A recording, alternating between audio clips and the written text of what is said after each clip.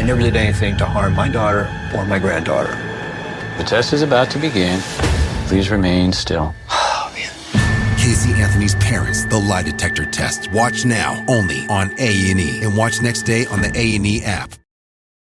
Luxury is meant to be livable. Discover the new leather collection at Ashley with premium quality leather sofas, recliners, and more, all built to last. No matter how many spills, scuffs, or pet-related mishaps come its way, the leather collection at Ashley is made with the durability you need for the whole family. Shop the new leather collection at Ashley and find chairs starting at $499.99 and sofas at $599.99.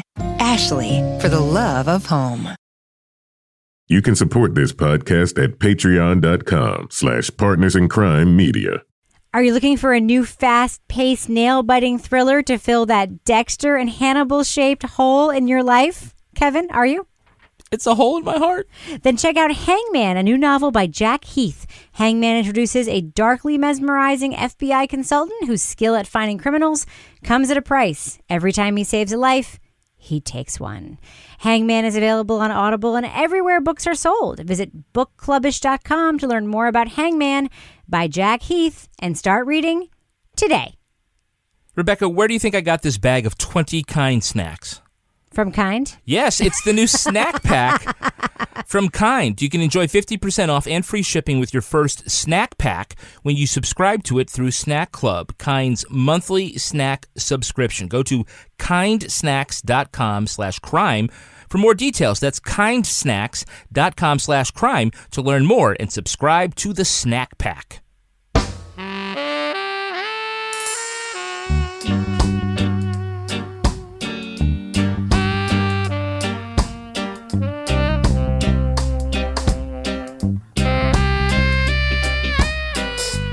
I'm Rebecca Lavoie, and this is Crime Writers On, the podcast about other podcasts and also about true crime, pop culture, journalism. And this week we'll talk about the Netflix documentary Flint Town, an intimate look at the Flint, Michigan Police Department through the eyes of patrolmen, their families, and community members in one of America's most crime-ridden and troubled cities. We'll also check in with the latest episode of In the Dark, and Laura's head, which popped off her body last week, might actually explode in midair this week. So joining me to do all of that and a whole lot more is my true crime co-author, real-life husband, and my favorite partner in crime, besides George Clooney, Kevin Flint. Hello, Kevin. I'm just feeling like I should feel lucky to make it through In the Dark alive. You should. I just, spontaneously not everyone's combust. that lucky. Yeah. Also with us is journalist, true crime author, licensed private investigator, former defense investigator, and certified cat lady, Laura Bricker. Hello, Laura. Hello, Rebecca. I've got my toes in the water, ass in the sand, not a worry in the world, a cold seltzer in my hand tonight. Where are you, Laura Bricker? Margaritaville? I went to the Zac Brown concert last weekend at Fenway.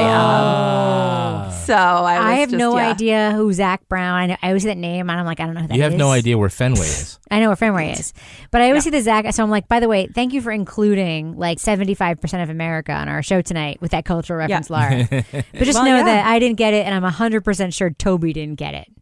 No, Toby definitely didn't get it. No. Can confirm. And finally, the novelist behind the City trilogy and our favorite, most affectionate naysayer, Toby Ball. Hello, Toby. Roger that. Well, I do want to say a big announcement. It is time. I don't know if we should put some music in here or not. I don't think so. Maybe like some Jimmy Buffett like music. Yeah. All right. It is the onset of summer, which means that we, the Crime Writers On team, are going on our annual bi-weekly schedule. Yay. So from now through the summer, just a few weeks, everyone relax. We're going to be releasing podcasts bi-weekly. And as a reminder, if you've been through this process with us before, it's because we have complicated travel and vacation and schedules and also are exhausted and could use a tiny bit of a respite. We've break. been weekly for how many straight weeks? I mean, Christmas. 4. Yes. Do we take a Christmas? Yes, guys, those guys that reply all and make like 2 podcasts a month. I know. Our audience is great, but we should say, don't piss and moan. And please, please stay subscribed. Don't give up on us yes. just because we're going bi-weekly. And tell your friends it's a great time to catch up on past episodes they perhaps haven't heard about, right? Haven't listened to Wormwood yet? No, you don't want to watch that shit. It's terrible. So another thing, just quick plug, Kevin and I, obviously we have a spin-off show on Stitcher Premium for Stitcher Premium subscribers. You can go to stitcherpremium.com/crime if you want to subscribe. We dropped an episode of Married with Podcast this week, which is our exclusive Stitcher Premium show in which we talk about our sex life. So if you're interested in hearing about that, I really recommend it. $5 to hear about our sex life, people. I really recommend it. It's solid. It's a solid episode. Yeah, it is. And Toby, you know what I mean, Toby, right? It's solid. It's not that solid. I'm trying not to think about it too hard. That's not too hard. It's a very small part of the conversation. Oh, whoa, hey. It's like when your parents have sex. I don't know if I'm going to be able to recover from this. Yeah, we don't actually get that explicit. We just answered a listener question, and it kind of went there a little bit in a weird way, but it was also just a very good episode. It was a direct question. Yeah, so anyhow. So, Toby. Reveal no more. I just want to throw something out there because, as you can imagine, and as I predicted last week, I got a bunch of hate mail this week about my reaction to Candace in the last 3 episodes of The Staircase and her courtroom rant. And everybody is like, I used to love you, Rebecca, until you did that thing. Oh. Toby, I just want to let you know, like, you win. You win this with our audience. Nice.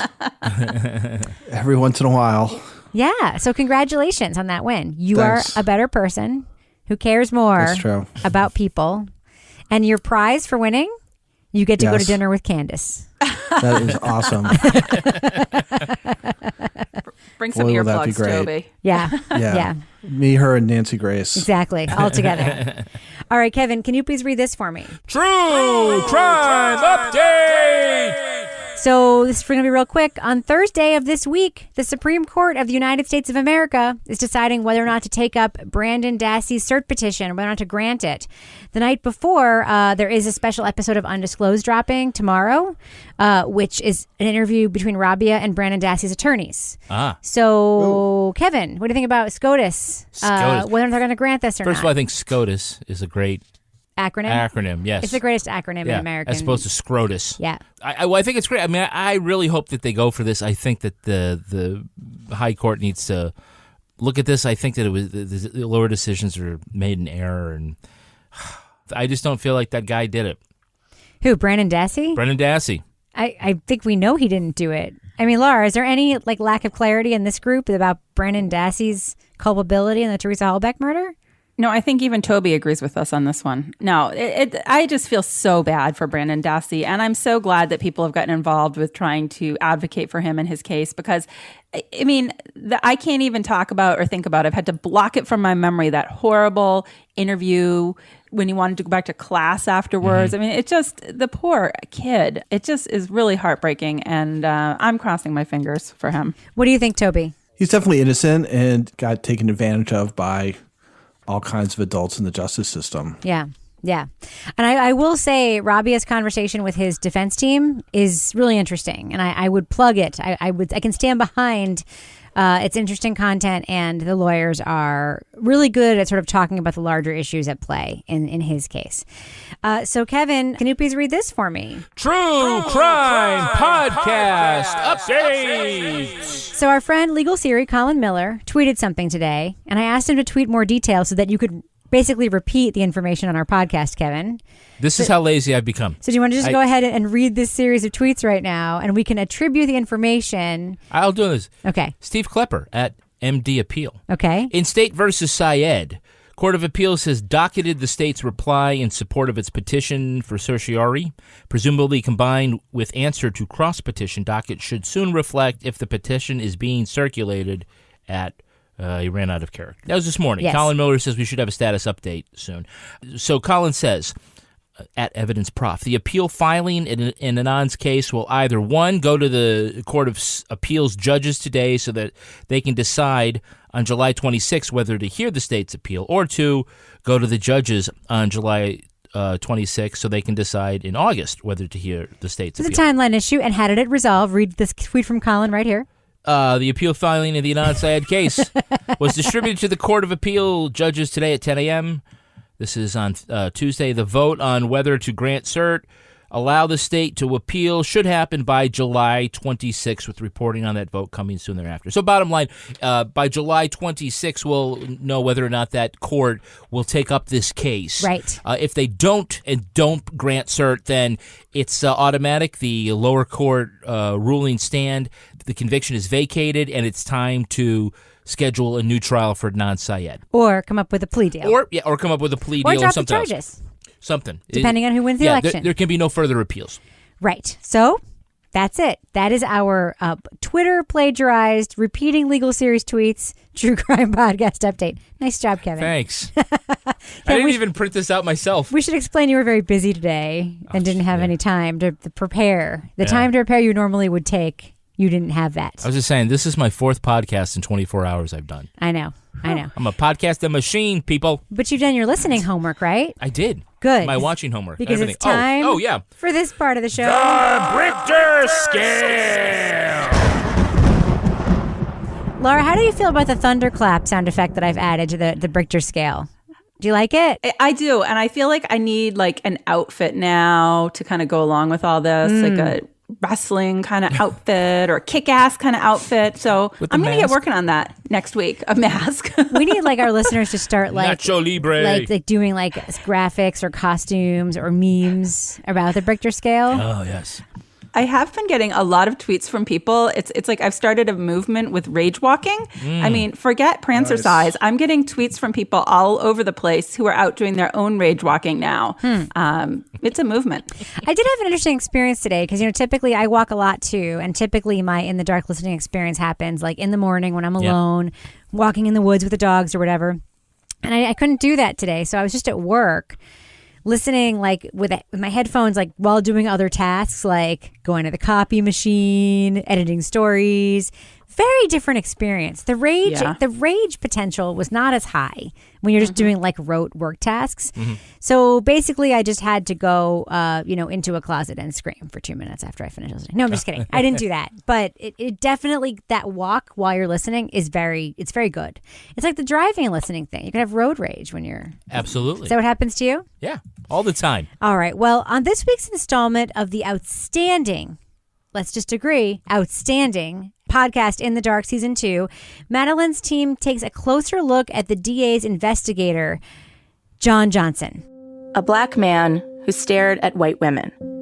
A black man who wouldn't make eye contact with a white man. A black man who was sweaty, who'd maybe lost his last job because he was on drugs or in a gang. And he was so careless that he damaged someone else's property when he dropped those batteries. A sweaty, disrespectful black man with a doesn't matter attitude.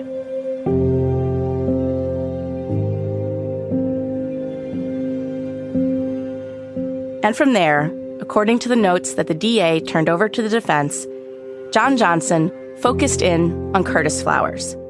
Using his own investigative notes, we learn, among other things, that more than a dozen witnesses who supposedly said Curtis Flowers wore feeless shoes like those detected at the crime scene say they never said such a thing. And we also learned that a bunch of the other notes were basically just faked and used as evidence at trial. So there's a lot there. But I want to start with something that one of our listeners tweeted tonight and just kind of kick off the discussion with this, because I think this is what a lot of people are talking about. So one of our listeners, Abby Crowley, tweeted, "In the dark is better than cereal. There, I said it." And then Danny Reichert tweeted, "Maybe, but there'd be no In the Dark without a cereal to show how the form can work."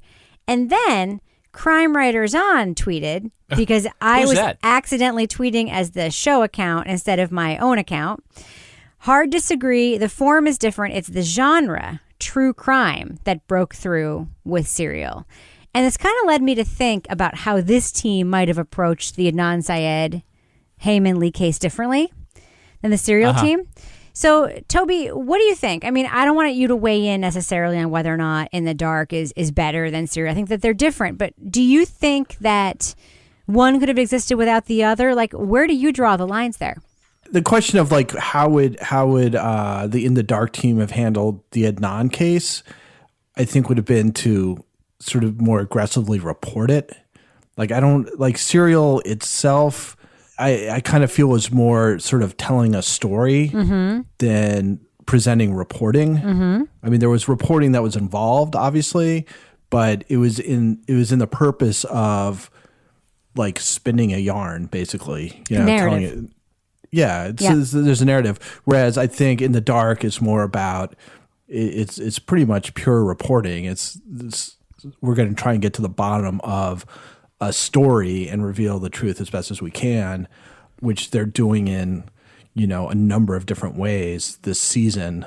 As to whether it's better, I think in some ways it is, in that I feel like it is exposing more stuff about sort of the American condition. But there's something about Serial that was like kind of charming or whatever that I think still sort of stands apart from everything else. It's a little bit of comparing Fuji apples with Macintosh apples or something. Like, they're similar, but they're not the same. I think the style differences are that in Serial, we all agree that the story was Sarah's story, that it was really about her journey and not so much about it being Adnan's story. And in this case, in the Dark Season 2, I mean, I think we have to agree, this isn't Madeline's story. This isn't about her. Right. Though she tells us, oh, we found this and we did this. It's still about the case and, sort of joined at the umbilical cord here, Curtis Flowers and Doug Evans. So it's their story. So I think Toby's right. Serial was more of a story that was told. And this is more like journalism. As a piece of journalism, you're going to like give one an award and not the other? Which one would you pick right now? Well, I guess for journalism, you have to go with In the Dark. Yeah. What about you, Laura? What do you think? Where do you draw the lines? Yeah, well, I think I mentioned this last week that I think In the Dark for me has surpassed Serial because of just the level of reporting that has gone into this is just so far above anything else that we've heard in terms of the data reporting, the investigative reporting, the shoe leather reporting, all of this combined. And also, Serial was about storytelling, but I think Madeline and her team are also very good storytellers in the way that they structure the episodes with these.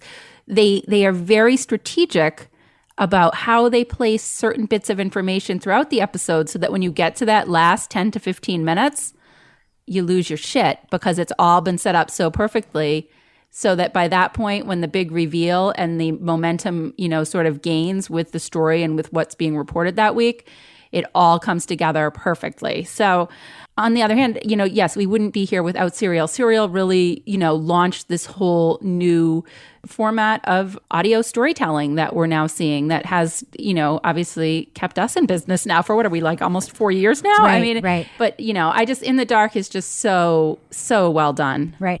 I mean, I think the thing that Serial did that we all agree on, I talked about this a little bit today on a podcast I was a guest on. It took true crime and true crime storytelling out from the fringes and put it in front of the mainstream so that people who are like, quote, public radio listeners and people who are, not the kind of people who previous to Serial would have been invested in these kind of stories became invested, and it opened up the opportunities. And I think that In the Dark Season 1 parallels Serial a little more. I remember there being a little bit more drama in the Dark Season 1, a little bit more like twisty, turny kind of stuff. This is straighter.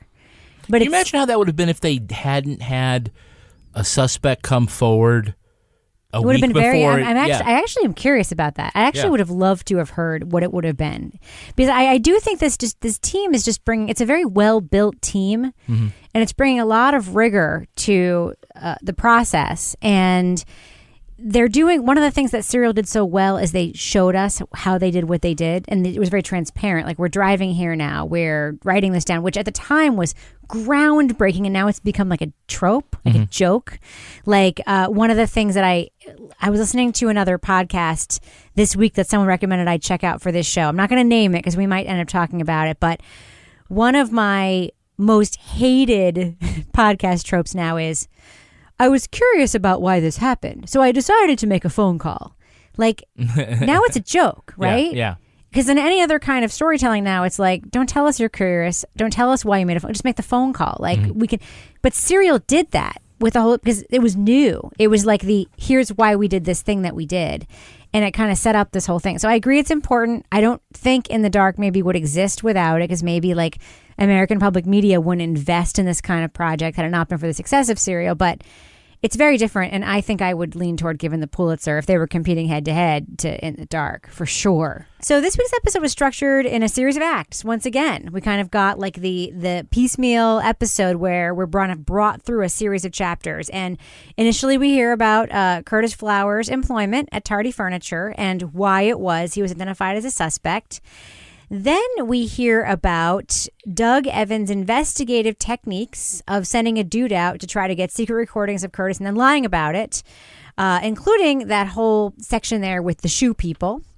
And then finally, we hear Madeline Barron's attempts to actually try to talk to Investigator Johnson and instead having to listen to him sing a terrifyingly relevant karaoke song. It wasn't karaoke, it was a band. So, Laura Bricker, I really want to get to sort of the meaty thing and start there with you. You were an investigator for a living. So I think you're probably more of an expert on this than anybody who could be guesting on any podcast talking about this topic. We're talking about an investigator for the prosecutor, correct? And we're talking about notes that he took that were then later used to make arguments in a trial and brought forward as evidence of sorts in a trial, correct? Yes. What do you think of an investigator perhaps just faking those notes after talking to people and or writing things in them that didn't necessarily happen to bolster a case that he was trying to make that wasn't a case to begin with? Thoughts, Laura Bricker? Yeah. This is just, I mean, honestly, like nothing surprises me anymore in this case, but this is just freaking ridiculous. Like, I mean, I reviewed a lot of discovery in cases, and that was how Madeline got this information, because these notes were turned over to the defense attorney as part of the discovery in the case. Like, first of all, it sounds like they weren't even typed up written reports. It was like scribbled things on pieces of paper with like these strange little notes with like something circled, like Curtis Flowers circled or dropped the batteries circled. And I'm like, first of all, how the hell are you even supposed to decipher what this means? But I mean, it was just, I just felt like the fact that the prosecutor, which I mean, obviously shouldn't surprise me either, didn't demand a higher standard of work from his investigator just shows how just absolutely, skewed and just out of touch with the justice system these people were. I mean, I can't even imagine a case where we live in New Hampshire, a murder case where you get scribbled handwritten notes instead of typed reports that are incomplete with incorrect, false information, and everybody's just cool with it. Yeah, okay. It made me wild. It did. So, Toby, let's talk about how the episode is set up. I wanted to start with Laura because I felt like, the investigative notes thing, it's like, it killed me. But before that, there were some really, really painful stuff about Curtis's 2.5 days or whatever it was working at Tardy Furniture and how it was that he became a suspect, and sort of the echoes of the Emmett Till story we hear there, that there's rumors that he'd been on drugs in a gang. It doesn't seem to be true. And that Curtis made the two women at Tardy Furniture, quote, uncomfortable for some reason that seemingly no one can name. And then, the guy, Frank, who goes to talk to him because he's going to set him straight, is upset because Curtis won't make eye contact with him after ostensibly being a guy who makes white people uncomfortable by staring at them. What did you think of this section of the podcast and the reason that Curtis Flowers ended up in the frame, Toby? Yeah, it's a little hard to tell what to make of it, in that he kind of just comes off as being a little goofy. I thought, in that because I think the way that one of the women describes it is like, it's like when you say something to somebody and they just look at you and they're kind of smiling a little bit for a second before they do anything. And then when this guy comes and calls him on it, like he doesn't want to meet his eyes. And I don't know if that was just kind of the way he dealt with angry white men, or whether he didn't like being chewed out or whatever.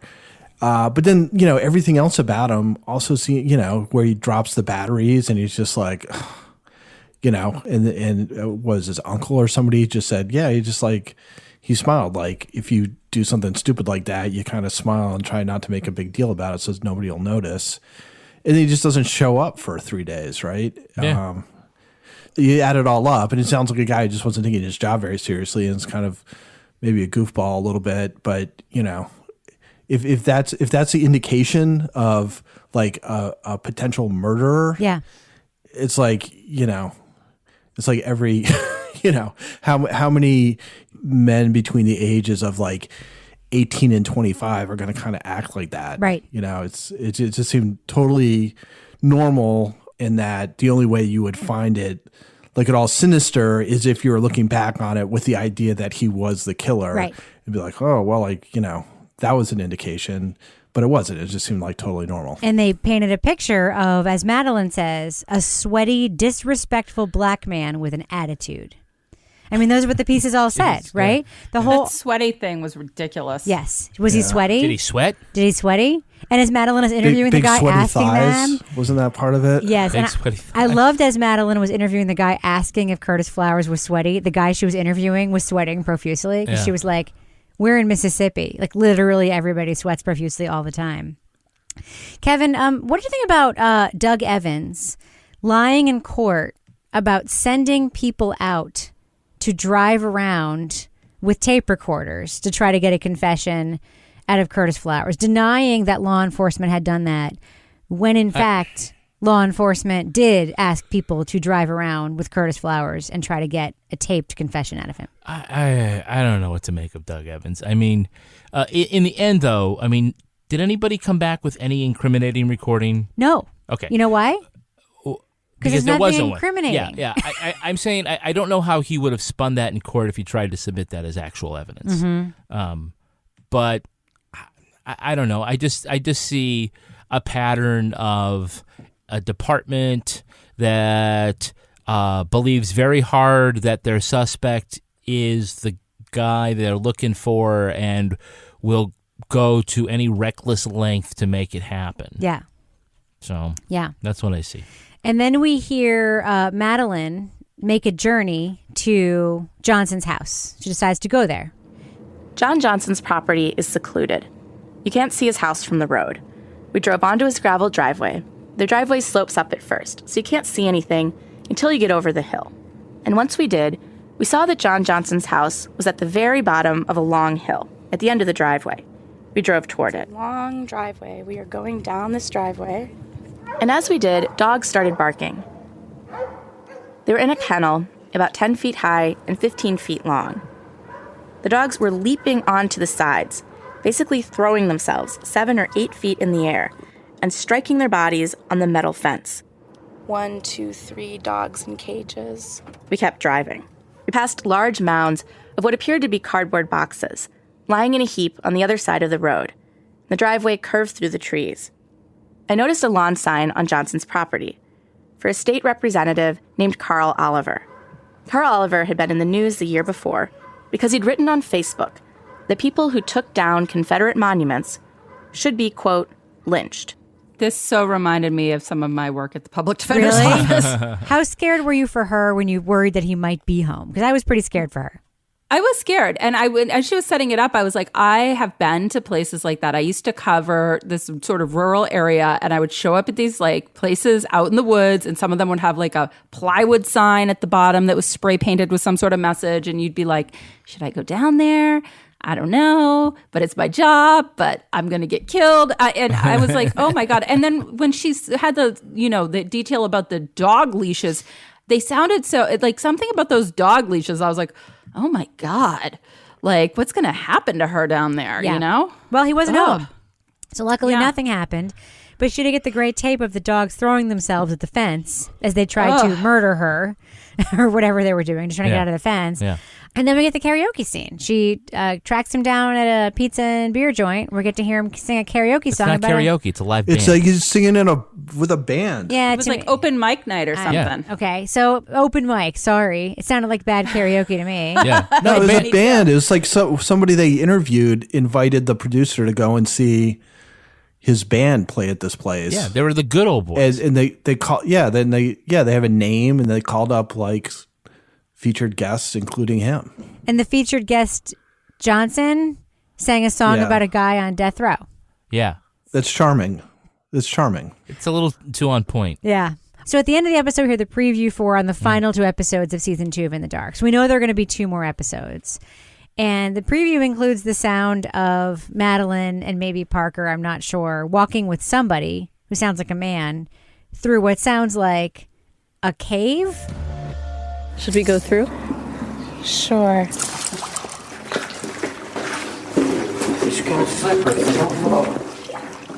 Raw sewage, or who knows? The Goonies? We have to go through this. Does anybody have any idea what that Goonies scene that we heard the preview of in the last 2 episodes of The Dark is going to be about? You looking for One Eye Willie?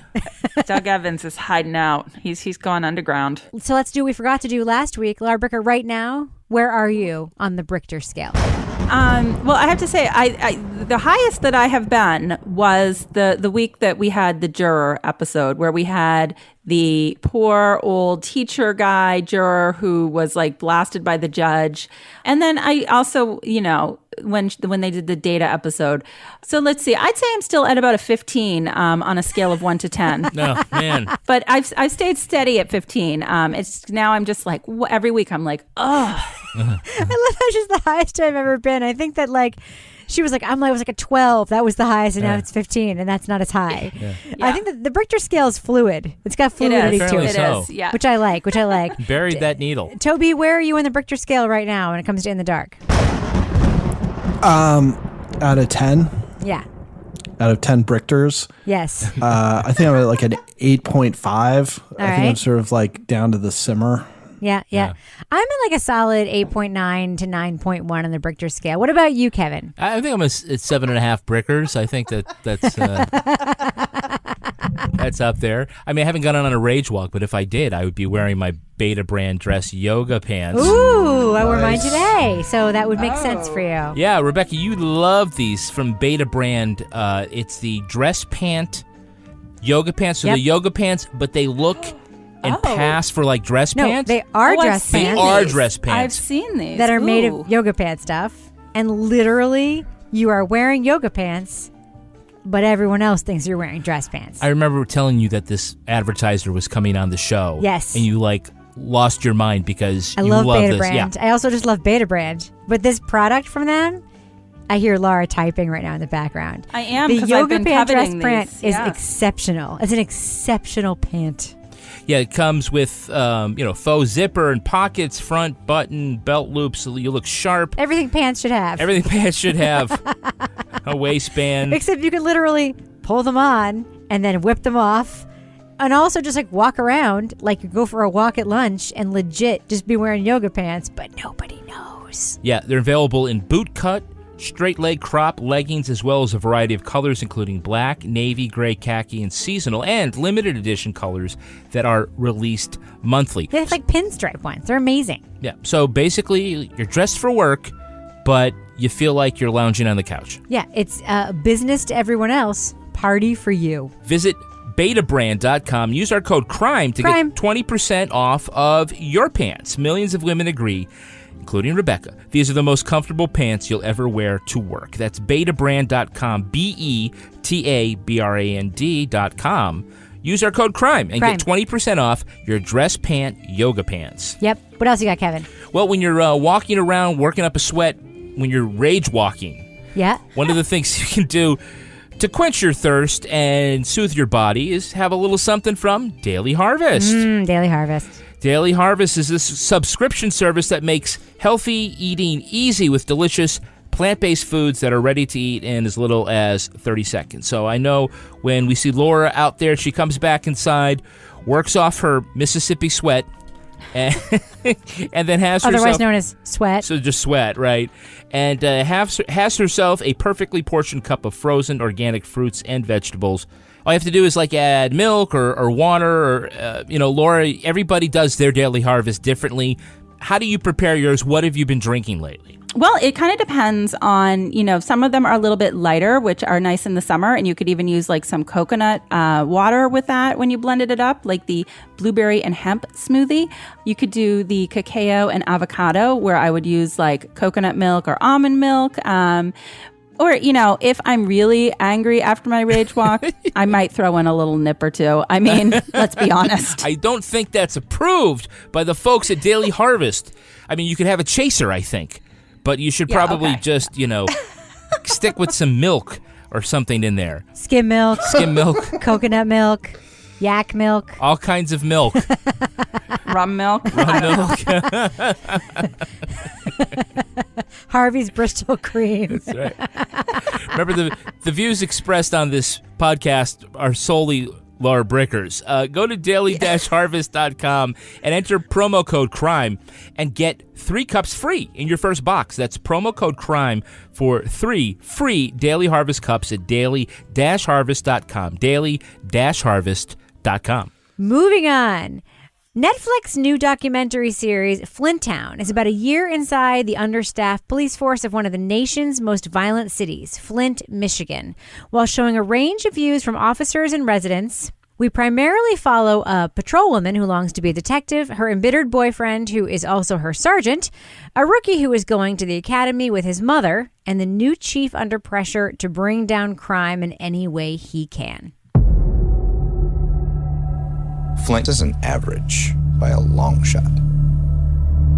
It's hard to step out of your own skin and realize that this isn't what everyone else is dealing with. I mean, every system has a breaking point, and I don't know where ours is. Flint, it was a great place to grow up. The home of the middle class. And then things kind of changed. Then they changed quick. You're all right, okay? Flint Town touches on all the issues, including black and white relations, police militarization, violence against and committed by law enforcement, staffing issues, politics, and the water crisis. But it still tells a story without getting lost necessarily in those issues. You may not like everything you see, but perhaps you need to see it. We are going to be giving away spoilers about Flint Town. So if you'd like to jump ahead to our spoiler-free review, fast forward to the time code indicated in the show notes. So the one thing that we have to get right out of the way, the cinematography of the show, the way that it's put together. Kevin, thoughts? Fantastic. I mean, it's so beautiful to watch. The remote cameras, the way they use the drone footage, which can be really hackneyed, but it's great. There's so much sense of environment that some of the episodes take place with, thick white snow everywhere, and so the red and blue lights just create this surreal image. It's stark. It's thematic in that way. There's the one where they've got 4th of July fireworks going off at night around all the action. I just think that all of the shots in the field are just so well done. It's not like watching an episode of Cops. It has a couple of those moments every episode where they're racing to something, but it's just put together so much better than a lot of the stuff we've seen. I totally agree. I think the cinematography. I mean, it's movie quality cinematography. Yeah. Even the shots of cops in the cars, like typically the shot is like a dash cam. But they shoot the cops when they're driving around from the outside of the car, so you see them through the windshield, the way from the hood back. The way that the civilians would see them if they were to look into the car. Everything is sort of seen from multiple perspectives.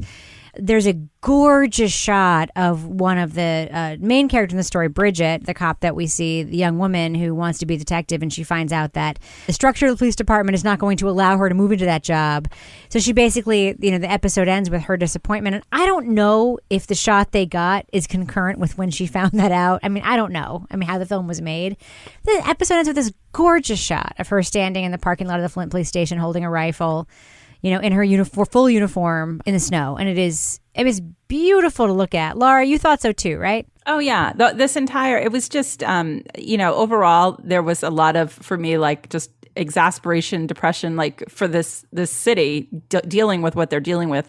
I was just amazed by the quality.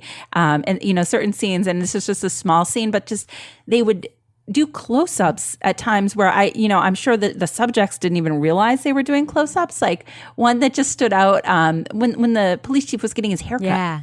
And they zoomed right in. But it just was it really helped bring the story to a whole different level, having, this level of cinematography that was just so far above what you would normally see, I think, on a documentary of this nature. I think so too. Toby, I thought it brought a lot of humanity to the story of all the characters, even the characters that I think ultimately turn out to be unlikable. Isn't there sort of a humanity that comes when you just show them that close up? I don't know. Toby, what do you think? Yeah, I guess I don't know if it was the visuals so much in that you just saw people in such different circumstances, so that you would see, like, especially some of the African American cops who you would see in these like full on, like, down on the ground, motherfucker, all this stuff, like really aggressive policing. And then you would have them, driving their police car, just kind of talking about their sort of ideas or philosophy about policing and racial relations and things like that. And it's just you see the two sides of it, which is that when there's action, it's like all business. And when they have a chance to be more reflective, I thought all of the African-American cops that they spent any time talking to had some really interesting and sort of nuanced thoughts about what their role in the society was, which I think the white cops were almost entirely lacking in. Well, except for the one, my boyfriend and Laura's husband's boyfriend, from what I understand. Oh, yeah. The bald captain / Lieutenant. Ritter. He was good. And I actually, even good. He was amazing. Yeah. And very handsome. Yeah, no, he seemed like he was a little more letter. He was a little more reflective. Yeah. I guess I'm thinking more about, they have the one guy who they really focus on. Robert Frost. The ironically named Robert Frost. Right. He doesn't seem very thoughtful about anything. And then Bridget, she's ambitious and she's clearly smart, but again, she also, like, she comes across as being sort of an appealing character, but the more you kind of go along, the more you realize at least for me, it was sort of more the circumstance that she was in and what she was kind of dealing with. But that when you hear more about like what her kind of outlook on things is, it's like, I don't know. Yeah, I think the reason that she is such a compelling character, I mean, first of all, she's out of place in this scene, right?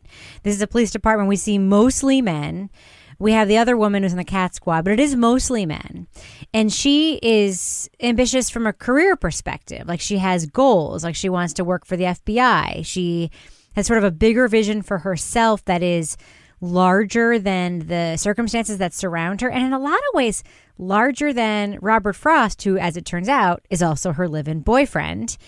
And I found myself throughout the documentary in, like, most of the episodes, when I saw their scenes together, just being like, Bridget, good on you that you're like being nice to this guy who loves you, but like, you could, I think, be more than what this guy is like setting, especially when you kind of get to know him better and you hear some of his views and you see how he reacts when they watch that Philando Castile video. And I don't know. They got married last month, by the way. Oh, they did? Yeah. So I guess she's not going to dump him and move on for a career in the FBI like I'd hoped? She's not going to become Clarice Starling? I guess not. How disappointed, Laura, you're personally disappointed by that too, right? I am. I just, yeah. Well, I mean, I don't know. He wasn't that bad, but He was bad. No, he was. I just felt like I was watching this and I'm like, this is like what happens to, look at different people that from like right after college and say they were ambitious and they got a job and they were smart and then they got a boyfriend and then the boyfriend didn't want to move, so they stayed where they were instead of actually, I mean, I hate to say this, but I had friends like this, What and are their names? was like, yeah. Laura Bricker. No, I'm just kidding. No. It's not me. But I just felt like, when they went on that vacation, I realized how small his worldview really was. Right. I think he said it was the first time he'd been on a plane. Right. So I was like, I don't think he's left. Like, he's in this sort of bubble of like survival in Flint, Michigan, and she's had a different outlook on things. But I think that I don't know how long that's going to last for her.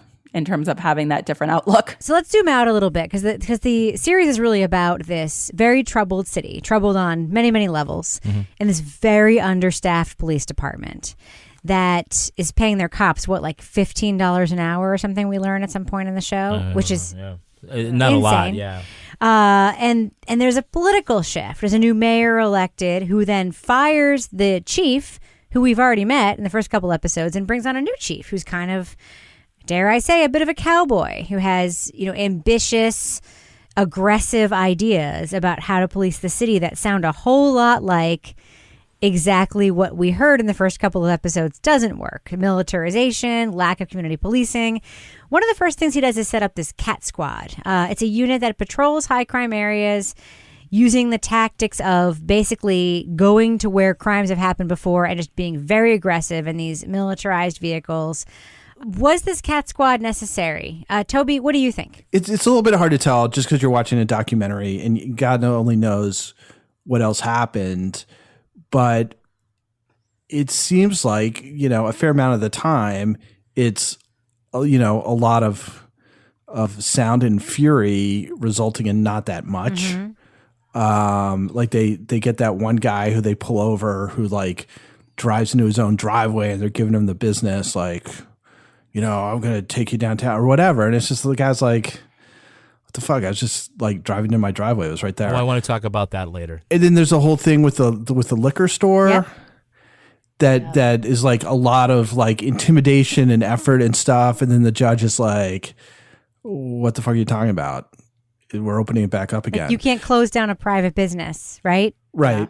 Yeah. And then there's, later they bring up the problem, which is, at a time when at some nights, there are nights when there's 4 police cars out for a city of 100,000, and then you've got eight, of your most experienced cops, driving around this Humvee, looking for potential trouble. And the whole idea of stopping crime before it happens, it seems like one of those things that sounds good in principle if you want to be a hard ass, but then when it's actually designating resources, how effective is it? And, the documentary kind of makes the case that it's not that effective because even though violent crime, it goes down, they're it's down 40%, we hope it's 50%. And it's oh, well, then we had this week where 6 people were killed and now suddenly it's not like that anymore. So Laura, let's talk about that staffing because that is a huge theme in the documentary. And you are law enforcement adjacent. Your husband's a fire chief. And I am not law enforcement adjacent. My grandfather was a police officer, but even I know that watching these cops go out on dangerous calls alone in patrol cars is scary. And even I know that when you see 40, 50 calls backed up on the lines and there's been a shooting and it takes 2 hours for cops to show up,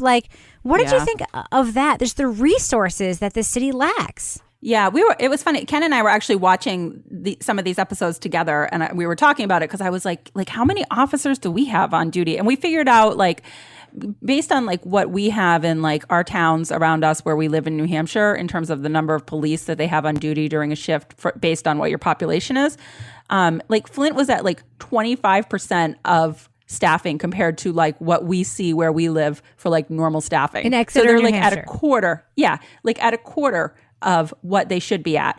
It was funny. He came in and we were watching that CAT Squad one and I was like, what do you make of this? And he's like, well, you're going to take resources away there. You're going to see an effect over here. And that's clearly what we saw. The fact that they had 40 calls backed up when they came on duty, there's no way that they're going to get to those calls on their shift if they have to get to emergencies that are happening.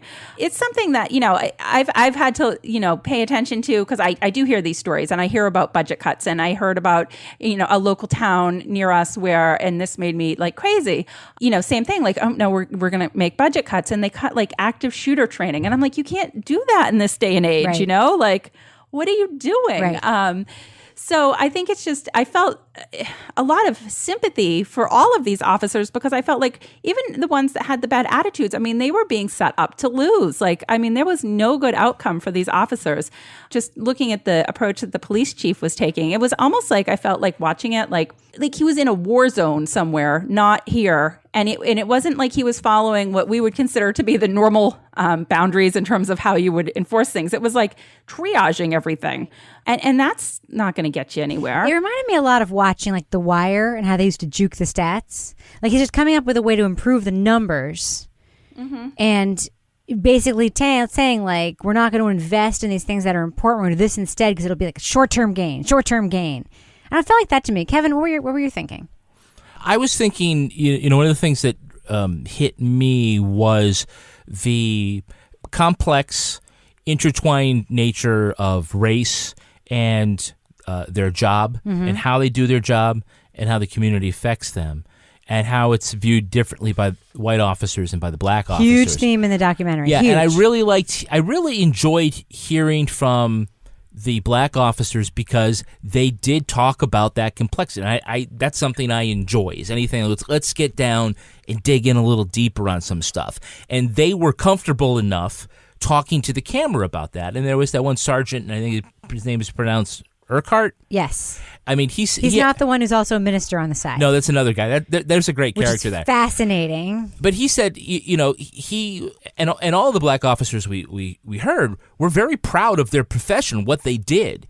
But he said, I wear the uniform, but I also fit the description. Right. So he was self-aware about that. And I thought that, I think we saw like the white officers handled themselves very well. There's sometimes you're like, I don't know if I would have yelled at that person. Well, it's also what we saw on camera. It's also what we saw on camera, right? I got to imagine. We if also there were saw a what the police white beating, officer said when they weren't interacting with suspects. Right, and some exactly. of it was ugly. Yes. But what I'm saying is that I thought that the black officers had better soft skills with the community members that they're dealing, even when they have to arrest them. And Toby talked about a really interesting exchange where they had where try to stop a guy for in a traffic stop. He wouldn't stop. He pulled into his driveway. When the officers went up, he did something with his hands. And so the black officer, yelled at him, started reading him the riot act. So he gets the citizen, he puts him in the back, young black guy, and he's walking around and telling, no, he's going to pay dearly for that. I'm going to take his car. He sounds like this is going to be like really serious. And he sits there and he's telling him, what? Why didn't you stop? Explain. Tell me that, and what you did with your hands. He's not just chewing him out as an officer.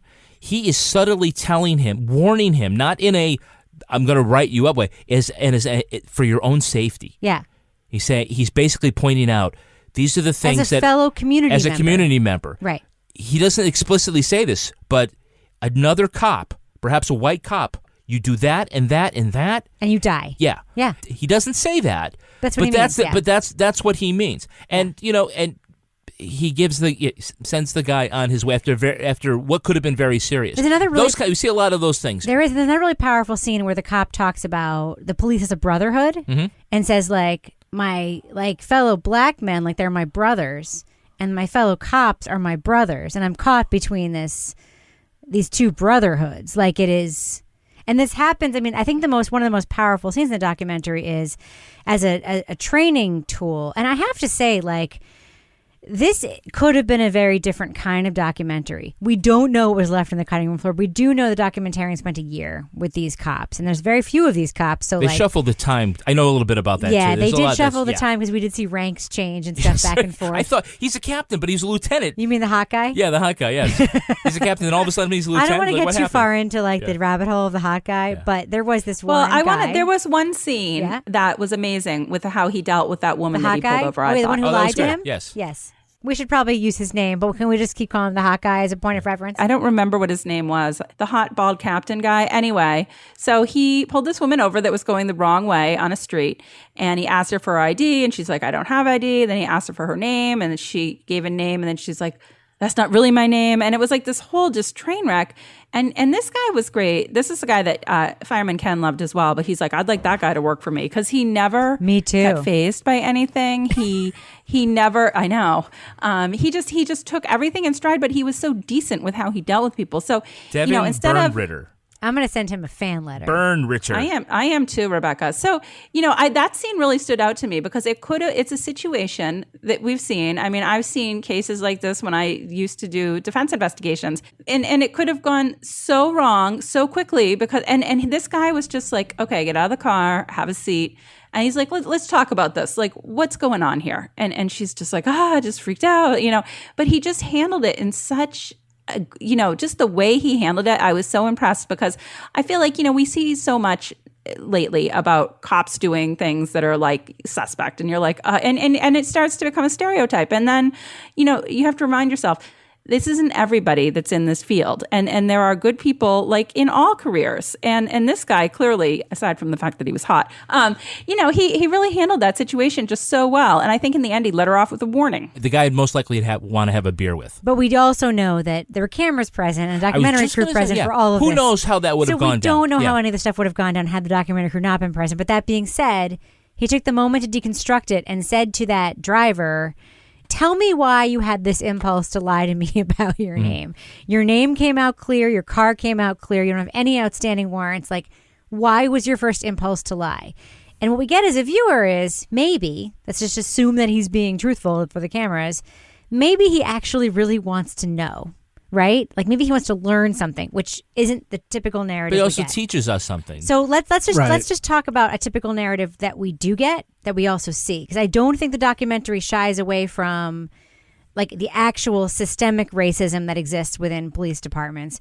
There's a training morning where the cops, this is right after the Philando Castile shooting, are asked to watch the video that we've talked about in the show before, where Philando Castile's girlfriend shot the video right after her boyfriend was shot, and basically we watch him die as these cops are still training their guns on him.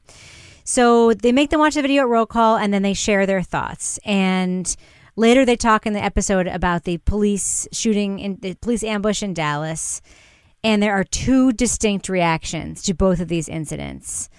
Toby, what did you think of these scenes in the documentary where we just see in the moment, in the roll call, the cops reacting to each of these, and the white cops are all on one side, it's seemingly, and the black cops are on the other. And the black cops don't really say anything. That's right. Not in the roll call. It's like the white cops all are kind of jumping to the cops' defense, and the black cops are all kind of, watching it. Except for the captain, which I thought was interesting. The one who brought it up, he wanted to talk about it. He was the only one, Toby, who had the observation about how the patrolman was acting improperly, and everybody else is talking about... Right. He's still yelling. He's all amped up. Yeah. There's something more going on. Who knows how it was edited? I'm sorry to jump in on you. I was just excited about that. No. No. You're totally right. And there's an older African-American cop who says something about like, that's why I always tell them to keep their hands where I can see them or something. At that point was when I actually sent you guys an email about like what I wanted, what sort of observations or whatever. And this is before we even get to like the more sort of direct stuff at the end, but saying this is a police force that's got a race issue. Mm-hmm. Even if the cops get along and stuff, their perception of the world is so different. Like if you do something wrong in Flint, especially if you're a young African-American man, like your experience is going to be quite different depending on which cop shows up to deal with you. Right. But not just Flint. No, I think that's absolutely true. In general, but as far as this documentary went, to me, I thought the scene that had like the most impact for me about kind of what the themes of the whole series was right towards the end when the cop who's also the preacher is driving down this one street and he's like, I could take all of these cars. I could take every one of these cars. I've got a reason to take all these cars, but, what does that do to this neighborhood? What does that do to Flint if I do that?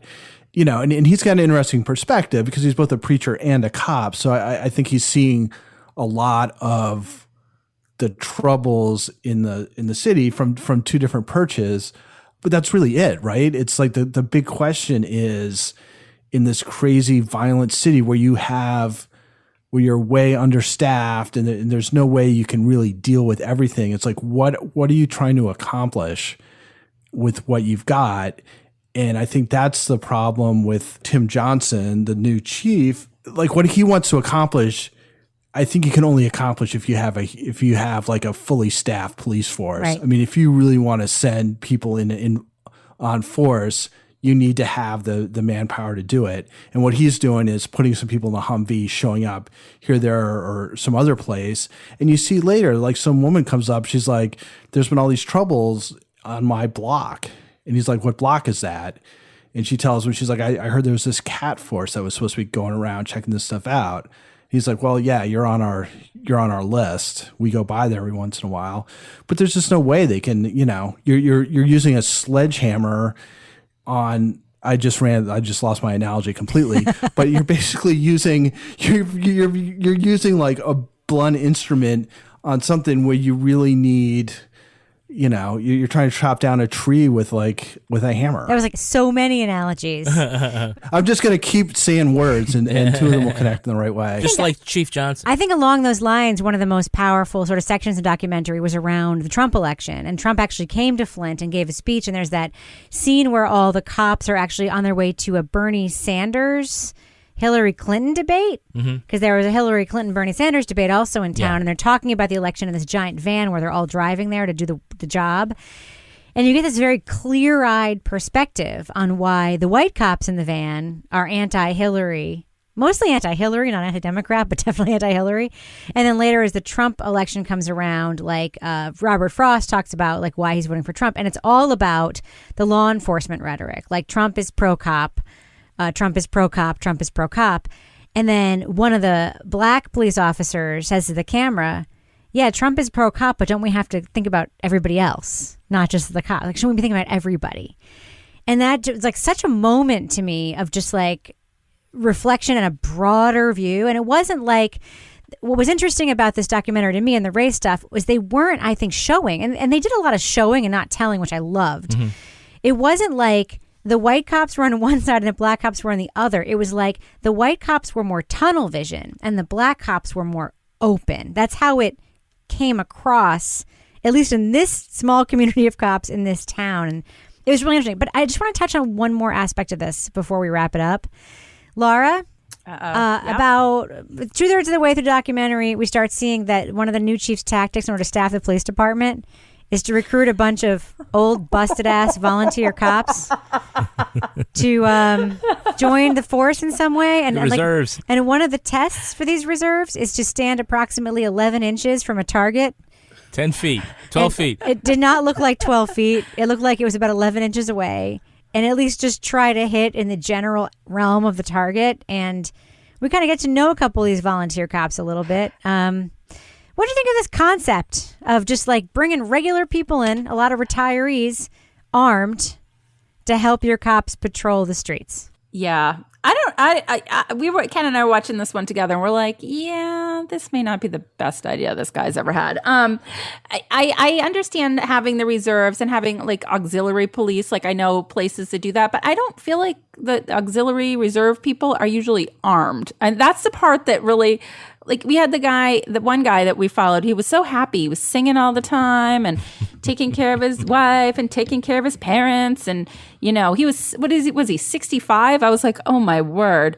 So, I guess it's a bold way to get more, warm bodies out there on the street. But like, honestly, like you had your guy there going through training, the regular recruit. Like, how long did he have to go through training? And then he still had to ride with another officer for right. Before he could go on his own. And then these guys are like, all right, we're hitting the street. Right. I was like, whoa.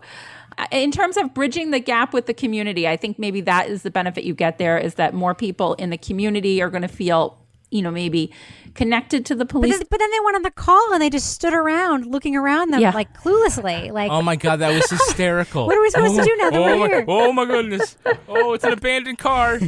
It was totally bizarre. Like, I cannot imagine something like that happening. I don't even know what to say about it. It was so bizarre. I don't know how common it is, but that's certainly not only in Flint. There's a guy, I think, in Oklahoma. Yes. Who murdered somebody. Yeah, murdered somebody who was on their face cuffed. Just killed them. Went for the taser and got the handgun instead. But my thing is, like, one of these guys is going to get killed. Right. They're going to go to a place And, these guys have got guns. So even if, somebody was like, oh, I don't want to kill this 65-year-old guy, if he starts reaching for his holster, people, they're going to get killed. So I don't know. To me, like the idea that there was nobody who was like, Chief, why don't we rethink this? Right. You don't have to take everybody, Chief. Right. But that wasn't the right. only... I mean, maybe these guys can answer phones. Like you're talking about how you've only got one guy answering phones. And You've got like one of your best cops doing it. These guys can answer phones, just do something like that. For as much as I hate Robert Frost in this documentary, I do really kind of hate the guy. We do see him, working as a cop, also being a dispatcher, also training these volunteer cops. Like everyone is doing every job. It's crazy. So Kevin, crazy thing number 2, I'll come to you for this one. Yeah. The chief decides to raise money for the police department. He's going to sell all the firearms that were taken in as evidence in other crimes. And they basically have like an eBay sale. And basically I'm sure it was an auction. Probably sell a lot, those guns back out in the streets again. Thoughts? It's done in many places. I think a lot of people watching the documentary may not know that. I was shocked. But, and as the TV reporter pointed out, I mean, there is, it's touchy because... I love the TV reporter, by the way. Yeah, I loved her. I do believe that and this is just from the context, I think that the only people that could buy in the auction were licensed gun dealers. So individuals who then couldn't will purchase, exploit loopholes to sell them to people who get back on the streets. I don't know. They didn't spend that much time on it. That's true. But I mean, I think it just goes to the desperation they have for money. Right now, Toby. Third thing before we wrap up that I want to ask you about. You are a fiction writer. Would you even dare to write a character into something like this if it were fiction, where a mother and son were both going to the police academy together? Yeah, that was quite something. It was interesting in that she's almost not even a character. Right. And it's basically like, don't you get worried, if, he's going to an active shooter thing and you hear it on the radio? And she's like, no, not really.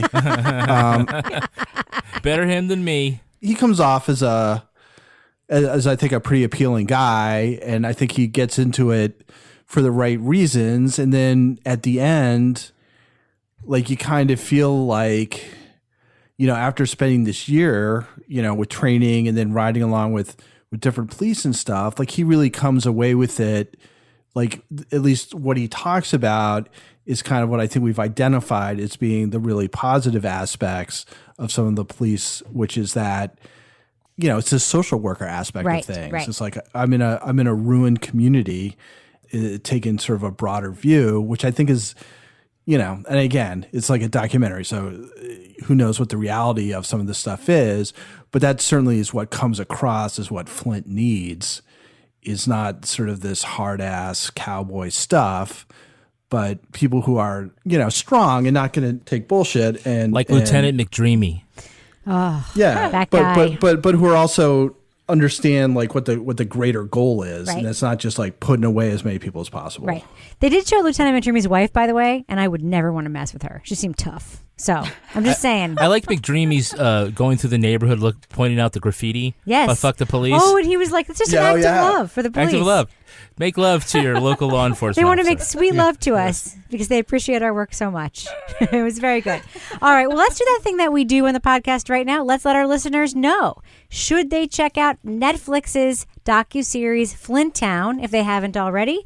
Laura Bricker, thumbs up or thumbs down review? What do you think? I'm going to say thumbs up. Definitely. It was extremely well done. I fluctuated between like depressed, helpless feeling for these poor police officers, and then some optimism because I saw that there was still, there's good people out there that were really sincerely there trying to make a difference. So, and it's just, it was well done. It's very enlightening. So thumbs up. Toby Ball, what about you? Thumbs up or thumbs down for Flint Town? Thumbs up. I wish I saw the optimism that Laura did. I mean, it seems like the optimism seems like in these little microcosms, but that the greater Flint story, I mean, they still don't have drinking water. Right. I mean, for God's sake.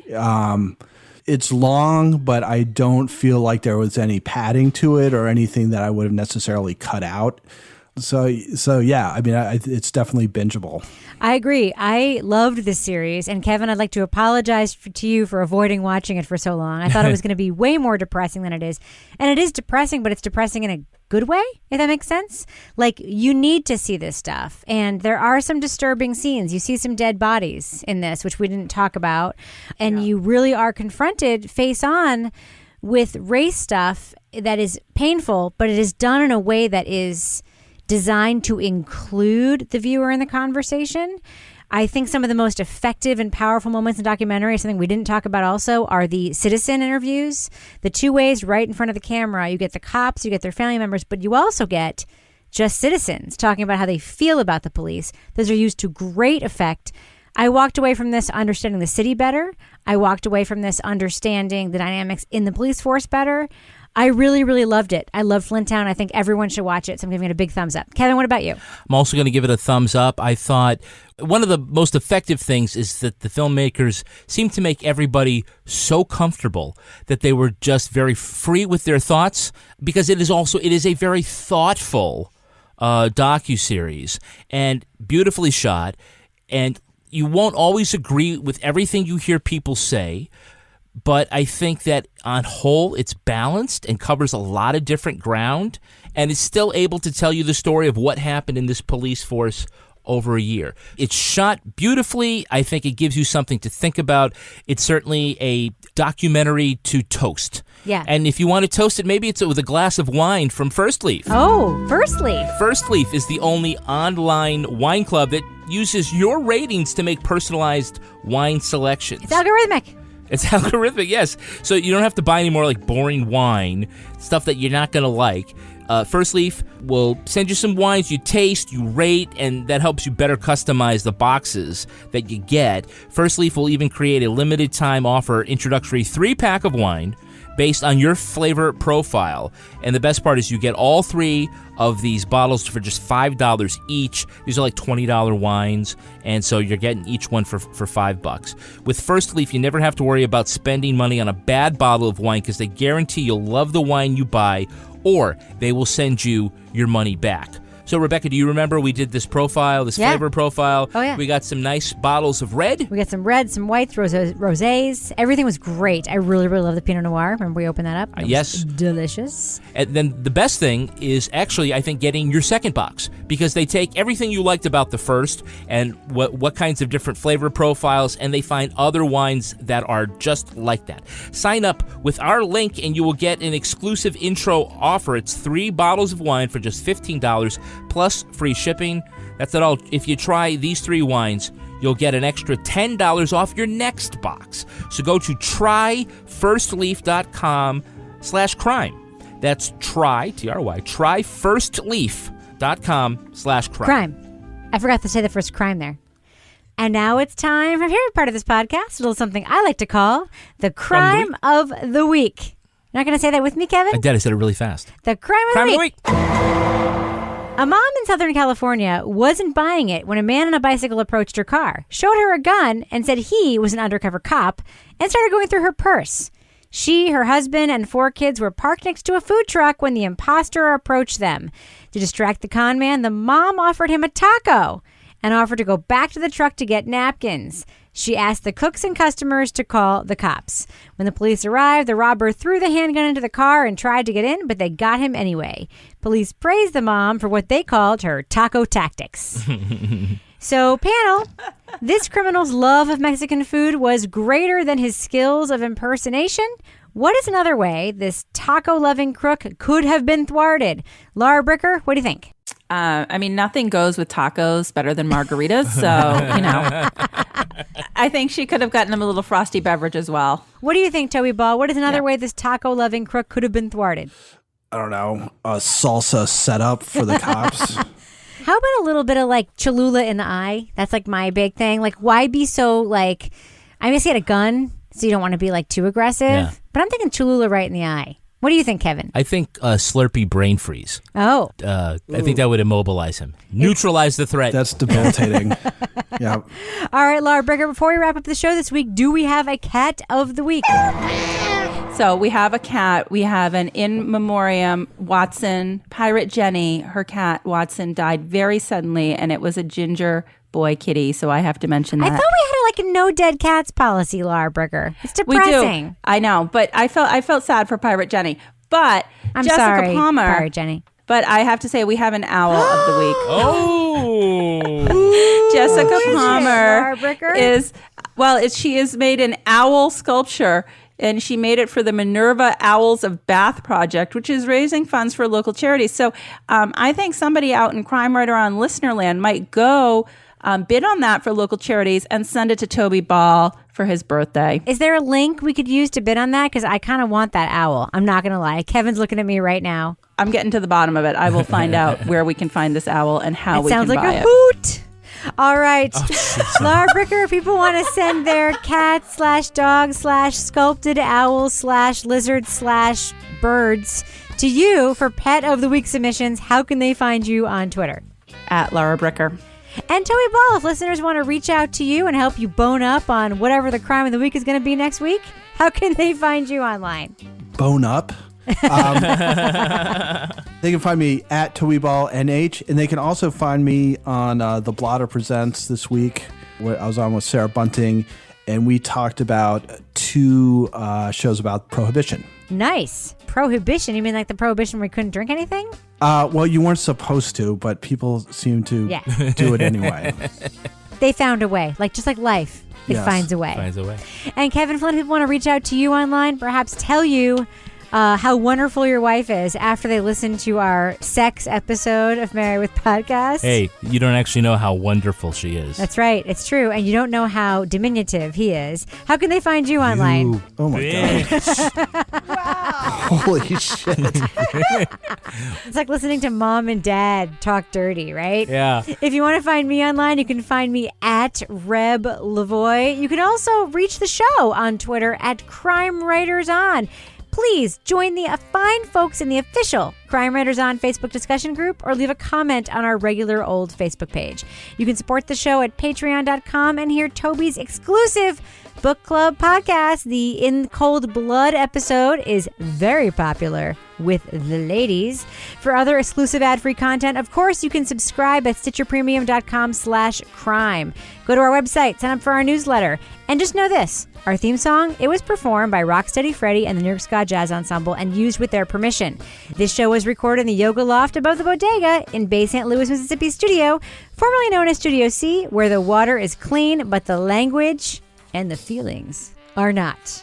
On behalf of all the crime writers, thanks so much for listening. We will catch you later. Bow, bow, bow. And everyone knows Kevin's huge, so that's a joke.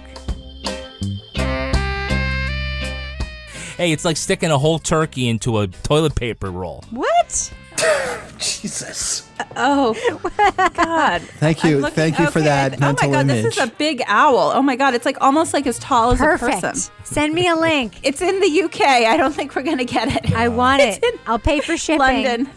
Oh, my God. All right. That'll cost thousands of dollars to ship. You know what we need? We need an Indiegogo to get that owl. That's what we need.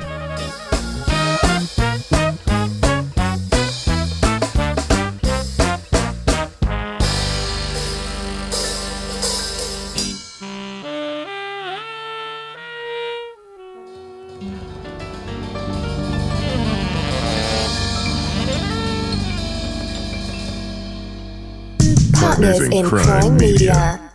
Rebecca, where do you think I got this bag of 20 Kind snacks? From Kind? Yes, it's the new snack pack from Kind. You can enjoy 50% off and free shipping with your first snack pack when you subscribe to it through Snack Club, Kind's monthly snack subscription. Go to kindsnacks.com/crime for more details. That's kindsnacks.com/crime to learn more and subscribe to the snack pack. Luxury is meant to be livable. Discover the new leather collection at Ashley with premium quality leather sofas, recliners, and more, all built to last. No matter how many spills, scuffs, or pet-related mishaps come its way, the leather collection at Ashley is made with the durability you need for the whole family. Shop the new leather collection at Ashley and find chairs starting at $499.99 and sofas at $599.99. Ashley, for the love of home.